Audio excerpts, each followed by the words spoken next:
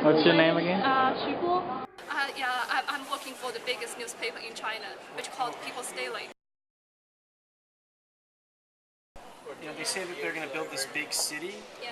but do you think you're going to have enough people come from the villages to the city? Like, how do you think it's going to grow like this? Yes, I think this has already been there because this is the 20 years plan from 2000 to 2020. So some are already there, and they will change the model every 5 years. You think that they'll be successful in building such a... Yes, of course. We are quite confident in that. Because of the business or because of the government, the boom, the big explosion of buildings in Shanghai? I would say both. Yeah? Yeah. Of course, the government, they put efforts to develop this area. And also, companies find chances, opportunities here and they move here. Yeah.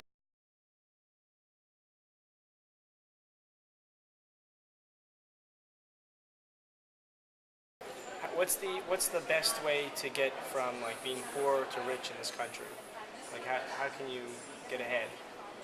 Get well educated, like go to university, get well education, and then you will find a good job in big cities or some big companies like IBM, some foreign companies, or the government, and then you will find a good way to be well.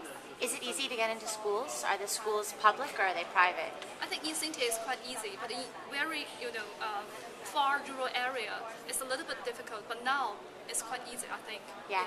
In most cities and rural area. And are the schools? Does the government pay for school, or do people have to pay for We school? pay for primary school and middle school, and for high school now. Okay. In China, in Western country, the distance, the difference from the rich and the poor is not that big, but in China it's Very big. very serious. And do you think the government helps you? Like, do they make it easy? Yes, it really helps me a lot, and I think my life changed a lot from when I was little. I was children. It was very hard here in China. I think life.